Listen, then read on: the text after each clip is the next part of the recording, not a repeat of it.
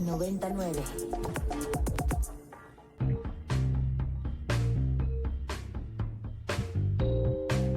Desde el estudio B de Ibero 90.9, esto es Control de Cambios, una producción de Ibero 90.9 y la revista Nexos. Mi nombre es Valeria Villalobos Guizar.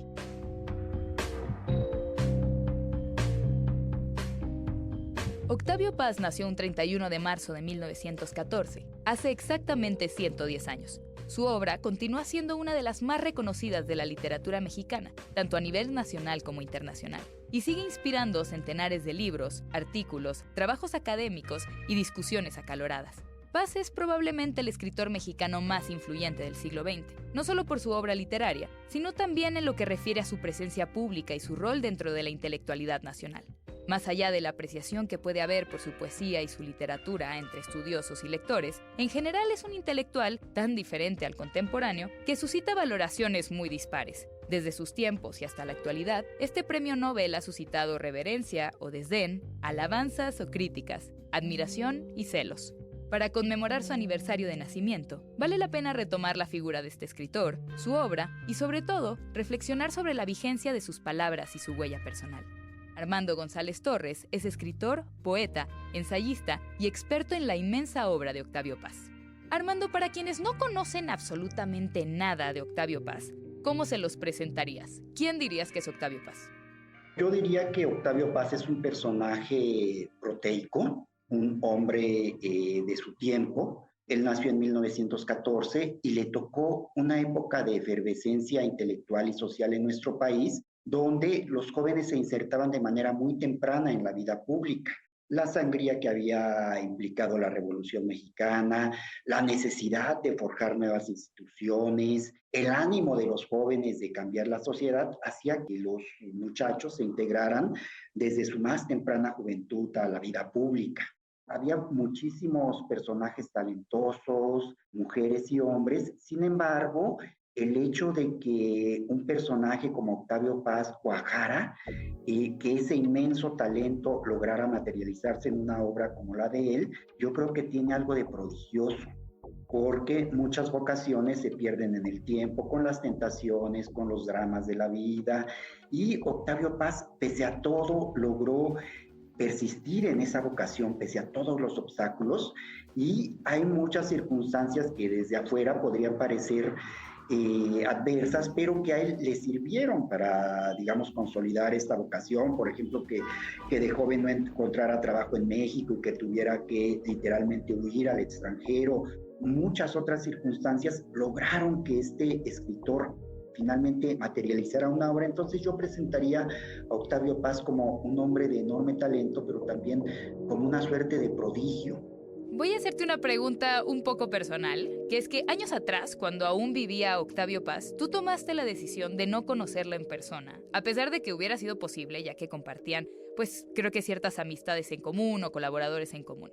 ¿Lo hiciste en función de qué? ¿De evitar la posible decepción que acompaña a veces el conocer a ídolos? ¿O para mantener nada más una visión como ceñida a su literatura? ¿Por qué tomaste esa decisión de no conocer a alguien a quien admirabas tanto? Fue una decisión difícil, Valeria, porque en efecto Paz gravitaba de manera ambivalente alrededor de mi generación y de varias generaciones anteriores y creo que ulteriores, ¿no? Uno en su juventud se definía a favor o en contra de Paz. Era un autor con el que era difícil ser neutral. Y tu postura en torno a Paz hablaba mucho de tus decisiones ideológicas, de tus posiciones afiliaciones y amistades. Exacto, influía mucho sobre tu socialización, incluso sobre tus posibilidades románticas con mujeres de izquierda, por ejemplo. Entonces, era un verdadero dilema y era un imán para todos los jóvenes en cualquier sentido. Pese a lo que parecía un carácter muy adusto de Octavio Paz, él era alguien que gustaba de acercarse a las generaciones jóvenes, nunca dejó de mantener contacto. Tanto, por un lado, por la curiosidad natural de Paz, por esta revitalización que él sin duda sentía con el contacto con las generaciones más jóvenes, y también yo creo porque Paz era alguien que su nombre iba a estar en la posteridad y que le interesaba mucho también moldear. ¿no? Con las nuevas generaciones. Entonces, era muy amable y pues varios compañeros de mi generación se acercaron a Paz, él lo recibía en su casa, incluso a varios de ellos les regalaba un gato pequeño, pues al matrimonio de Marillo y Octavio Paz les gustaban los gatos y creo que no esterilizaban a sus mascotas, entonces pues también creo que la admiración de los jóvenes les servía como una agencia muy eficaz de adopción de gatos. Varios amigos míos salieron pues maravillados de la casa de Paz y con un gato. Yo no me atreví, en parte por mi natural timidez y en parte también porque ya desde ese tiempo tenía la intención de escribir sobre Paz y sí pensaba que a lo mejor una personalidad tan brillante y quizá tan apabullante podía influir. Entonces, de alguna manera, estos dos rasgos impidieron que yo me acercara personalmente a Paz y que a lo mejor hubiera tenido todavía descendencia de alguno de los gatos. ¿Y te arrepientes de esta decisión, más allá de haberte quedado sin mascota? No en absoluto, porque yo creo que la forma más cercana de amistad y de afinidad con un autor, pues es la lectura de sus obras. Entonces, desde luego sé que tenía gran calidad humana, hubiera sido muy interesante, pero tampoco me arrepiento. Justo vayamos a la obra, ¿no? La obra más famosa de Paz, El laberinto de la soledad, que fue publicada por primera vez en 1950, pues es considerada ampliamente como el escrito que engloba la experiencia de la mexicanidad, ¿no? Entonces quería preguntarte un par de cosas. Por un lado, ¿qué expresa Paz a grandes rasgos en este ensayo? Y por el otro, ¿crees que esta visión de lo que es ser mexicano sigue siendo vigente? Esto, bueno, si ya de entrada consideras que es posible hablar de la experiencia de una nación en su totalidad, ¿no? De entrada, yo creo que es muy difícil en nuestros tiempos hablar de la experiencia de una nación en su totalidad. Sin embargo, este debate en torno a la identidad, a los caracteres nacionales, era algo muy en boga desde principios del siglo XX y en México, pues desde la construcción de la nación, ¿no? Desde la independencia. Posteriormente, este interés se avivó con el hecho sismático de la Revolución Mexicana. Entonces, muchísimos escritores, intelectuales, de manera periférica o central, intentaron indagar en este dilema, en este enigma de la identidad. En este sentido, Paz sigue una tendencia de la intelectualidad nacional, es una tendencia que está muy presente en su obra desde los artículos que él publicaba en los años 40, unos artículos donde él se preguntaba muchas cuestiones que le parecían desconcertantes en torno a la identidad, al carácter del mexicano, ¿no? Al carácter reservado, a la envidia del mexicano. Eran artículos a veces un poco, digamos, dolidos contra el país, contra su circunstancia. Entendamos que era un joven que le costaba trabajo obtener oportunidades laborales, que se sentía desplazado. Entonces, todos estos artículos conforman el germen del laberinto de la soledad, muy enriquecido por su experiencia ya fuera de México, viendo el país a la distancia y por supuesto también adaptando a esta búsqueda de la identidad que se había hecho en México muchas novedades de la antropología contemporánea, muchas novedades de la filosofía contemporánea. Entonces, lo que hace Paz en el laberinto de la soledad es, por un lado, por decirlo así, establecer un análisis de la psicología del mexicano y, por el otro lado, ligarlo también con un análisis de la historia de México. Claro. Y hay que recordar que en su edición de 1950 es una edición muy distinta a la canónica que conocemos, ¿no? Era una edición pues con menos capítulos. Sin embargo, creo que es una síntesis extraordinariamente brillante de lo que ha sido hasta ese momento el debate sobre lo mexicano y que pues con toda justicia, además por su belleza literaria, se convierte en un producto de exportación que se supone muestra la identidad de lo mexicano, ¿no? Desde luego, yo creo que es una visión ampliamente superada, simple y sencillamente por la evolución de la sociedad, pero que no deja de ser muy representativa de la época. Claro, y literariamente bella. Que más allá de los ensayos de Paz, pues Paz se consideraba a sí mismo sobre todo como un poeta, ¿no? ¿Cómo crees que influyó ese carácter de poeta en la figura intelectual de Paz? Yo creo que el considerarse siempre solamente un poeta pongo entre comillas solamente, le dio a Paz dos cualidades. Por un lado, creo que le dio humildad para acercarse, digamos, a distintas disciplinas del conocimiento desde la visión del aficionado. Y por otro lado, le dio muchísima libertad también para transitar por las más diversas áreas del conocimiento. También le dio esta imaginación analógica para establecer correspondencias entre disciplinas que a primera vista podrían parecer antagónicas. Entonces yo creo que es fundamental para el perfil intelectual de Paz el que él se asumiera siempre como poeta, que él asumiera que la forma de conocimiento que él podía tener era a través de la poesía. Claro. Que ahora, ¿qué obra de poesía consideras imprescindible de Paz, no? Tanto para los conocedores de su obra como para aquellos que han leído la poesía de Paz, ¿qué le sugerirías? Mira, es todo un continente Paz. Sin Sí. embargo, yo tengo dos obras preferidas. Una es Piedra de Sol, que es poema filosófico, histórico, amoroso, en torno al famoso monolito de la Piedra de Sol. Y otro es Blanco. Piedra de Sol está escrito en 1957, es un poema de madurez. Y Blanco es un poema ya de finales de los años 60, que es también un poema de madurez donde redescubre el amor y el erotismo, y creo que ambos son poemas en muchos sentidos afrodisíacos. Estaba por hacerte la tramposa pregunta de cuál es el mejor libro de Paz y por qué Piedra de Sol, pero ya no la tuve que hacer. Qué bueno que tú contestaste lo mismo. Ahora, no es como poca cosa decir que Octavio Paz se encuentre dentro de los autores más importantes del siglo XX en México, pues no solo porque tenemos lumbreras como Juan Rulfo, como Martín Luis Guzmán, o Rosario Castellano, Salvador Elizondo y muchísimos otros monstruos de la literatura, sino porque Paz además fue el creador de un método y de un canon crítico, ¿no? ¿Tú qué opinas? ¿Qué piensas de ese aparato crítico? ¿Concibes también ese aparato como algo vigente?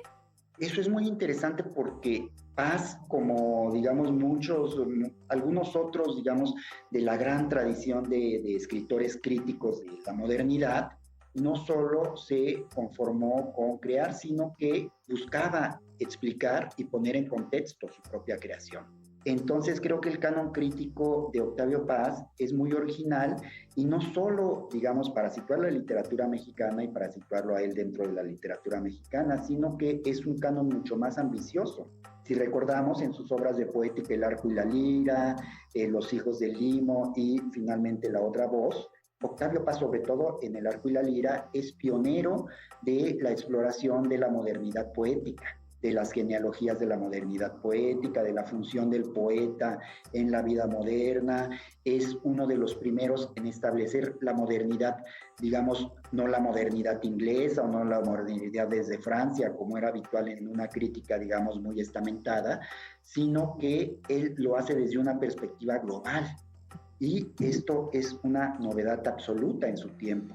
Que también tiene que ver con este pensamiento poético del que hablabas, ¿no? Que el pensamiento poético en primer lugar es en buena parte relación, ¿no? Así es, correspondencias, analogía. Exacto. Y ahora adentrémonos un poco a la corriente surrealista y a la relación que Paz tuvo con ella, ¿no? Hay autores como Víctor Manuel Mendiola, que considera Águila o Sol como el primer libro surrealista en México. ¿Cómo nace la afinidad de Octavio Paz con el surrealismo y cuál crees que fue su aportación a esta corriente? Paz, cuando sale de México, madura indudablemente como poeta, ¿no? Y hay dos momentos importantísimos. Primero, su encuentro con la poesía anglosajona, ¿no?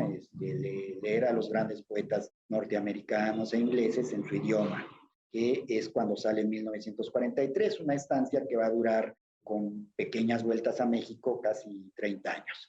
Y luego viaja en 1945 a Francia, la Francia empobrecida de la posguerra, pero al mismo tiempo la Francia con una efervescencia intelectual y vital, pocas veces igualada, y ahí encuentra el surrealismo. Para cuando Paz encuentra el surrealismo, este ya está un poco pasado de moda. El surrealismo tuvo su auge en los 20, 30, pero para Paz, pues esta influencia liberadora del surrealismo, esta liberación del subconsciente, de la personalidad, él simpatiza mucho con este ideario vital del surrealismo y literalmente renueva el surrealismo. Muchos de sus libros están teñidos de surrealismo y en muchos sentidos varios poetas hispanoamericanos, pienso en Enrique Molina, pienso en Blanca Varela, que por esa misma época viajan a Francia y conocen el surrealismo, le dan una segunda vida al surrealismo ya en español. Y ahora voy a cambiar un poco de tercio, pero ni modo, es un tema escabroso que vale la pena y que nos regresa un poco a nuestro punto de partida de la conversación, ¿no? Que es que parece que así como desde los tiempos de paz uno tenía que tomar partido y decir si estaba a favor o en contra, están todos estos textos, un poco de qué lado del parque hundido decide uno estar, ¿no? Si del de Bolaño o del de Octavio Paz. Parece que eso sigue siendo una postura actual. Parece que se pusieron de moda los haters de Octavio Paz otra vez. Y uno de los temas que más se aborda como para decidir tomar partido tiene muchas veces que ver con la postura hacia las mujeres, ¿no? Existen varias mujeres que marcaron la vida de Paz, desde su madre, Josefina Lozano, hasta su esposa, Tramini, sus dos amores desdichados y turbulentos, ¿no? Como Elena Garro y Bonatti Bertelli. ¿Tú crees que la mirada del presente desarma la idea de Octavio Paz como un romántico? Que es uno de esos temas que, insisto, hace que la gente tome partido. Yo creo que era, digamos, un romántico, era un enamorado de la idea del amor y eso pues es patente en su obra. Ella en la Senectud escribe La llama doble, ¿no? Un tratado deslumbrante sobre el amor y el erotismo en Occidente. Tampoco dudo que, digamos, este enamorado del amor, esta visión del amor haya tenido muchas de las taras de su época, ¿no? De las taras de género.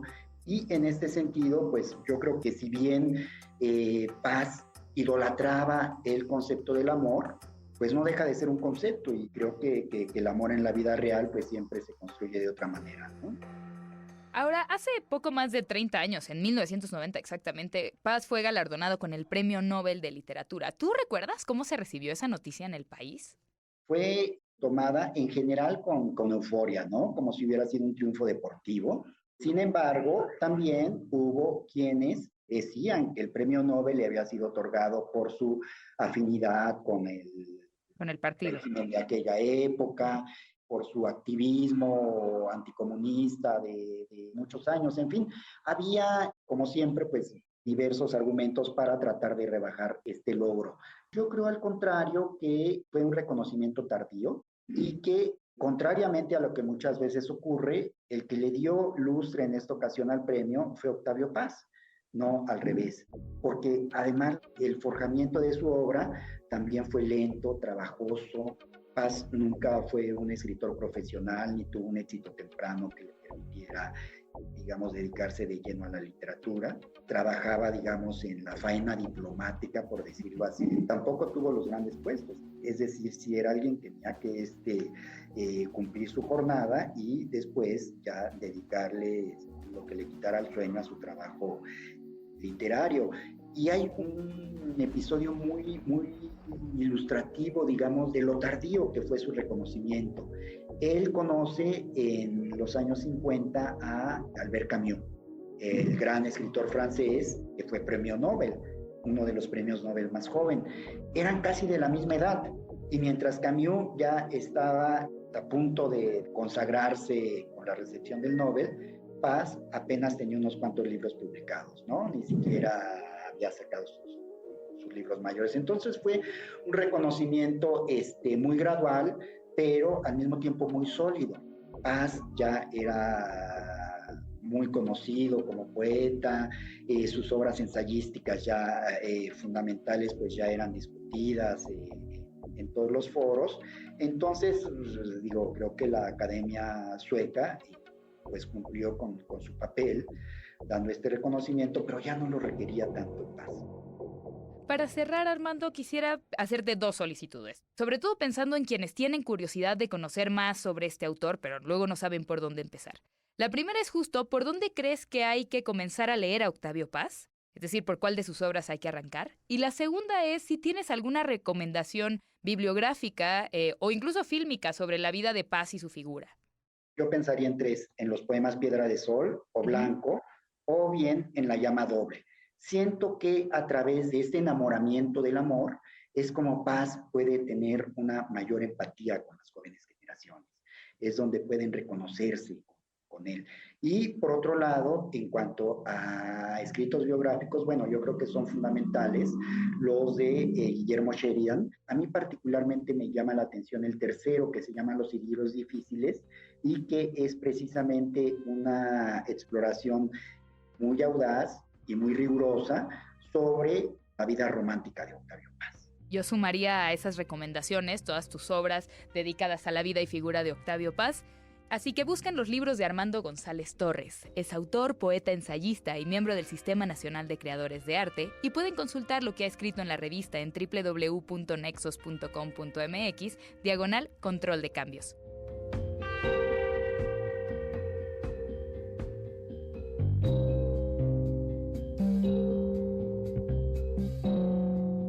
Muchas gracias por escuchar Control de Cambios, una producción de Ibero 90.9 y la revista Nexos. El guión de este episodio es de Melissa Casab. La producción es de Roxana Aguilar y Daniel Maldonado. La postproducción de Aldebarán Abraham. Mi nombre es Valeria Villalobos Guizar.